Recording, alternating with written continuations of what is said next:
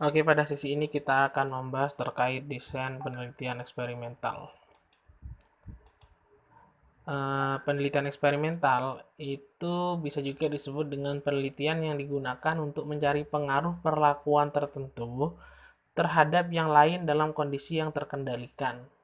Jadi ada yang mempengaruhi, ada yang dipengaruhi. Seperti itu pengertian dari penelitian eksperimental.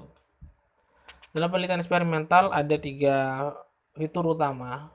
Yang pertama ada kontrol. Di sini maksudnya adalah variabel kontrol merupakan inti dari metode penelitian eksperimental.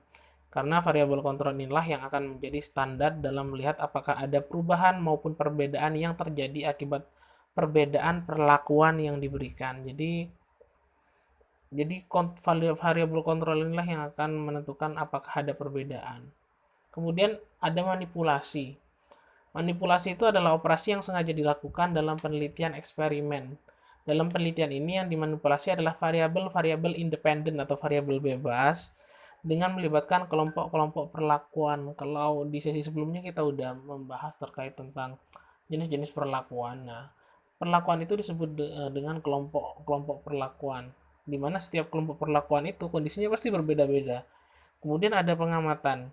Pengamatan adalah kegiatan mengamati untuk menentukan apakah hipotesis yang dihipotesiskan di awal itu terjadi atau tidak gitu. Kalau kita belajar statistik kemarin pasti ada yang namanya hipotesis.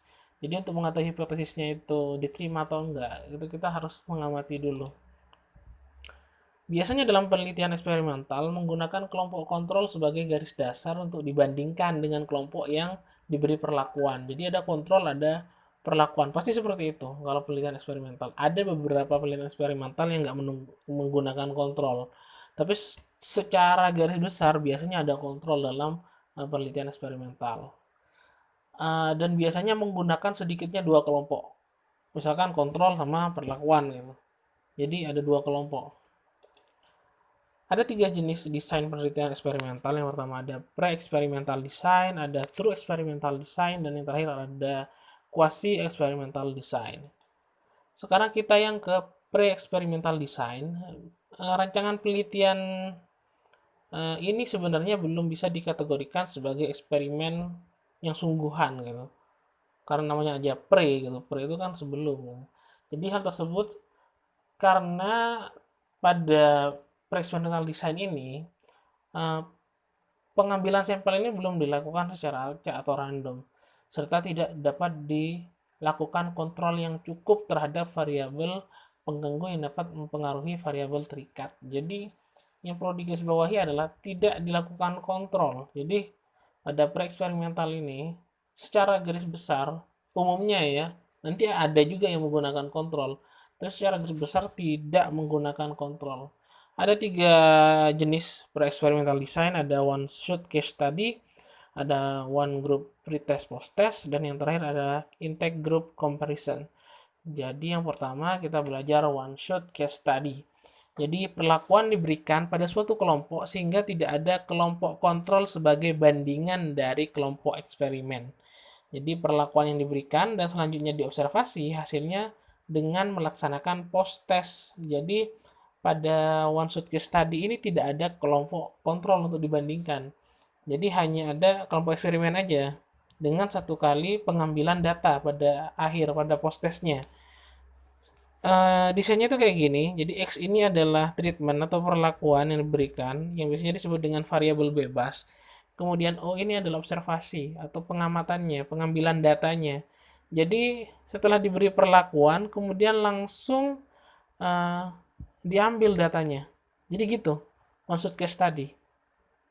Jadi hanya ada kelompok perlakuan, tidak ada kelompok kontrol di sini.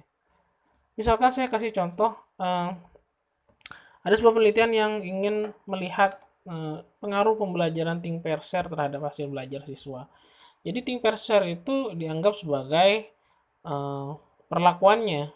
Kemudian hasil belajar itu observasinya, datanya diambil di sini. Jadi di hasil belajar ini kita mendapatkan data hasil belajar. Sudah selesai. Jadi itu one shot case study. Jadi sekali aja. Sekarang kita yang kedua, ada one group pretest post test. Peneliti sebelumnya memberikan pretest kepada kelompok yang akan diberikan perlakuan. Kemudian peneliti melakukan perlakuan. Setelah selesai perlakuan, peneliti memberikan post test. Bedanya dengan yang sebelumnya, kalau sebelumnya yang diambil datanya itu ya di akhir saja. Tapi kalau di one group pretest post test ada 2 kali pengambilan data, yaitu sebelum diberi treatment atau perlakuan. Jadi ini perlakuan, sebelum diberi perlakuan diambil dulu datanya. Kemudian setelah perlakuan juga diambil datanya. Jadi ada 2 kali pengambilan data. Contohnya sama kayak tadi, think per share. Kalau tadi langsung diambil di akhir, ini enggak. Jadi sebelum diberi think per share, diambil dulu hasil belajarnya yang disebut dengan O1 atau observasi pertama. Kemudian diberi perlakuan. Setelah perlakuan diambil lagi datanya untuk yang kedua atau observasi kedua. Itu berupa hasil belajar juga. Jadi datanya ada data hasil belajar yang sebelum diberi perlakuan dan data hasil belajar setelah diberi perlakuan. Biasanya perhitungannya kalau kayak gini menggunakan UJT sampel berpasangan.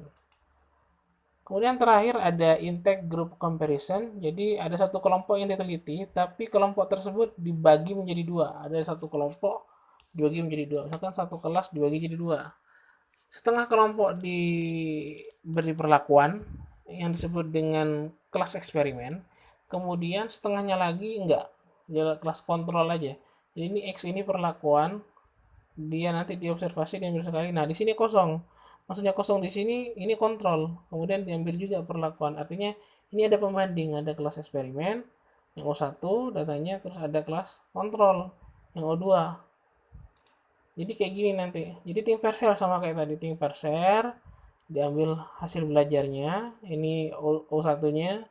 Kemudian ada satu kelompok lagi yang pakai kontrol. Kontrol ini ya pakai pembelajaran seperti biasa gitu.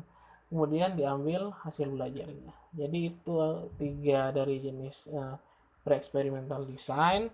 Pada pertemuan selanjutnya kita akan membahas terkait desain yang true eksperimental sama quasi eksperimental. Terima kasih.